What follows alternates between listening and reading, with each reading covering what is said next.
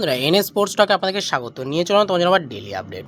তা বন্ধুরা এখন যে বিষয়গুলো নিয়ে আলোচনা করবো ইস্ট বেঙ্গলের নিয়ে কিছু ট্রান্সফার আপডেট আছে সেই সব বিষয়গুলো নিয়েই আলোচনা করবো। আলোচনা শুরু করার আগে প্রতিনিয়ত একটাই কথা বলবো, যারা আমার চ্যানেলে প্রথমবার এসেছো অবশ্যই কিন্তু চ্যানেলটা সাবস্ক্রাইব করে নিও। আর যারা এখনও ফেসবুক ও হোয়াটসঅ্যাপ পেজে ফলো করোনি অবশ্যই কিন্তু তোমাদের ডেসক্রিপশানে লিঙ্ক দেওয়া আছে, সেখান থেকে কিন্তু তোমরা ফলো করে নাও, কারণ সর্বপ্রথম কিন্তু সেখানে সব আপডেটগুলো দিয়ে থাকি।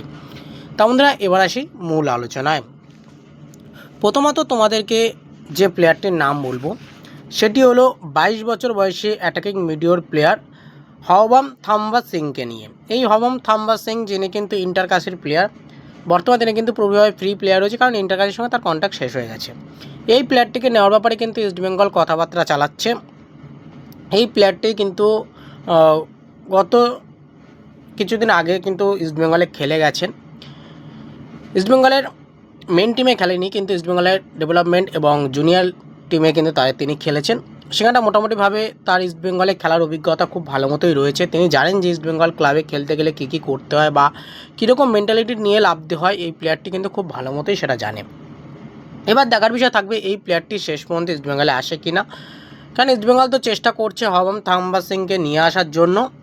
দেখা যাক শেষ পর্যন্ত কী হয়, সেদিকে তো অবশ্যই আমাদের নজর থাকবে। কিন্তু প্লেয়ারটি আসলে ইস্টবেঙ্গলের জন্য ভালো হবে বলে আমার মনে হয়, কারণ ইন্টার কাছে তিনি কিন্তু মোটামুটিভাবেই দাগ কেটেছে।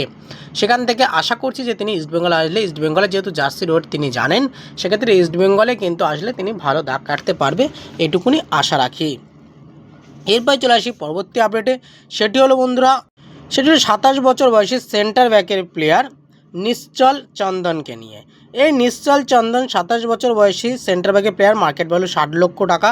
বর্তমানে তিনি কিন্তু ইন্টারকাশির সঙ্গে যুক্ত ছিলেন, বর্তমানে নয়, ইন্টারকাশির সঙ্গে তিনি যুক্ত ছিলেন। বর্তমানে পুরোপুরিভাবে তিনি কিন্তু ফ্রি প্লেয়ার রয়েছে। এই প্লেয়ারটি 25-26 মৌসুমে টোটাল 9টা ম্যাচ খেলেছেন ইন্টারকাশির হয়ে এবং 702 মিনিট কিন্তু তিনি মাঠে ছিলেন। বলা যায় 60% মতো প্লেইং 11-এ কিন্তু তিনি ছিলেন, বাদবাকি 40% কিন্তু তিনি সাবস্টিটিউট হিসাবে লেবেছিলেন। এই নিশ্চল চন্দন সেন্ট্রাল ব্যাকে কিন্তু ভালো মতোই নেতৃত্ব দিয়েছে ইন্টারকাশিকে। আশা করছি তিনি যদি ইস্টবেঙ্গলে আসে, ইস্টবেঙ্গলে এসে কিন্তু সেন্টার ব্যাকের অপশানটাই তিনি ভালো মতোই নেতৃত্ব দিতে পারবেন, এটুকুনি আশা রাখবো। আর প্লেয়ারটার হাইটটাও কিন্তু মোটামুটি ভালোই হাইট আছে, যে খুব খারাপ হাইট এমনটা কিন্তু নয়, মোটামুটি ভালোই হাইট আছে। আর প্লেয়ারটি দেখলে অনেকেই কিন্তু দেখে মনে করছে যে বিদেশি প্লেয়ার, একদমই নয়, প্লেয়ারটি কিন্তু আমাদের ভারতীয় প্লেয়ার। অনেকেই কিন্তু দেখে সেটাকে এই নিশ্চলকে দেখে কিন্তু মনে করছে তিনি বিদেশি প্লেয়ার, একদমই নয়, তিনি কিন্তু পুরোপুরিভাবেই দেশি প্লেয়ার। কারণ কালকেও আমি যখন হোয়াটসঅ্যাপ পেজে দিই তখন অনেকেই কিন্তু কমেন্ট আমাকে করেছিল বা অনেকে আমাকে পার্সোনালি এসএমএস করেছিল যে প্লেয়ারটি তো দাদা বিদেশির মতো লাগছে, এটাকে বিদেশি প্লেয়ার, একদমই নয়, এটা কিন্তু দেশি প্লেয়ার। এই নিশ্চল চন্দন তিনি কিন্তু মোটামুটিভাবে ইন্টারকাশিতে ভালোই পারফরমেন্স করেছিল। আমি জানি না যে ইস্টবেঙ্গলে এসে তিনি কী করবেন বা ইস্টবেঙ্গলের জার্সি রোড, দেখো ইস্টবেঙ্গলের জার্সি রোড কিন্তু সবাই নিতে পারে না, আর যারা একবার নিয়ে নেয় তারা কিন্তু ভালো মতোই জানে যে ইস্টবেঙ্গলে খেলার আবেগটা কি, ইস্টবেঙ্গলে খেলার ইস্টবেঙ্গল সমর্থকদের থেকে কতটা ভালোবাসা পায় ইস্টবেঙ্গল, কীরকম সব কিন্তু তারা খুব ভালো মতোই বুঝে যায়।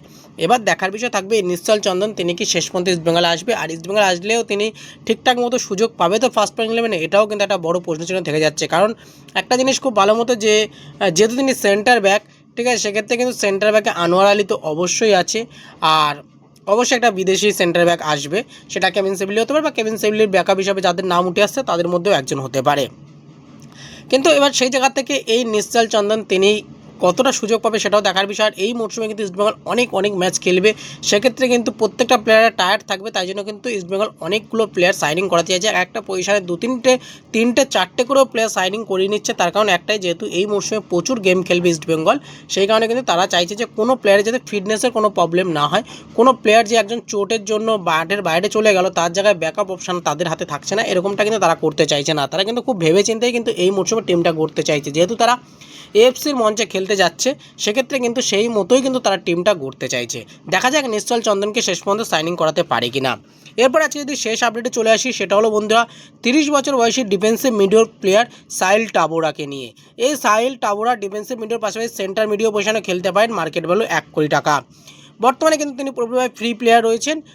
গত মরশুমে তিনি এফসি গোয়াতে খেলেছিলেন, সেখানটাও মোটামুটিভাবে দাগ কেটেছিলেন। তিনি 18টা ম্যাচ খেলেছেন টোটাল 25-26 মরশুমে এফসি গোয়ার হয়ে, সেটা সুপার কাপ, এসিএল সব কিছু মিলিয়েই কিন্তু বলছি যে ISL, ACL, super cup, Durand cup সব কিছু মিলিয়েই কিন্তু 18টা ম্যাচ খেলেছিলেন, সেখানে 2টো গোল করেছিলেন। টোটাল 453 মিনিট কিন্তু তিনি মাঠে ছিলেন, বেশিরভাগ সময়টাই কিন্তু তিনি সাবস্টিটিউট হিসেবে লেবেছিলেন। এই সাহিল টাবোরা প্লেয়ারটা কিন্তু খুব ভালো প্লেয়ার, মাঝমাঠটাকে কিন্তু খুব ভালো মতো কন্ট্রোল করতে পারে। তার খুব ভালো মতো আইএসএলের এক্সপিরিয়েন্সে, শুধু কি আইএসএলের এক্সপিরিয়েন্স একদমই নয়, তার কিন্তু বিদেশে খেলারও অভিজ্ঞতা রয়েছে। 2018 সালে পর্তুগালের আলভারেঙ্গার ক্লাবে কিন্তু তিনি খেলেছিলেন।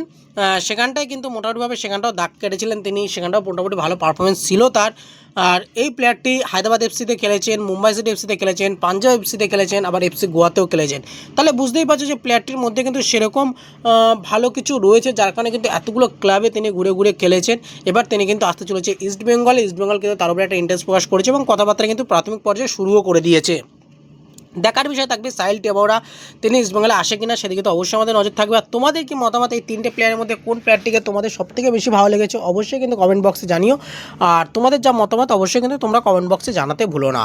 তার মধ্যে আজকে ভিডিওটা এইটুকুনি, যাতে ভালো লাইক কমেন্ট শেয়ার করো, আর অবশ্যই চ্যানেলটা সাবস্ক্রাইব করে পাশে থাকা বেল আইকনটি ক্লিক করে নিও। ধন্যবাদ বন্ধুরা, ভালো থেকো, সুস্থ থেকো।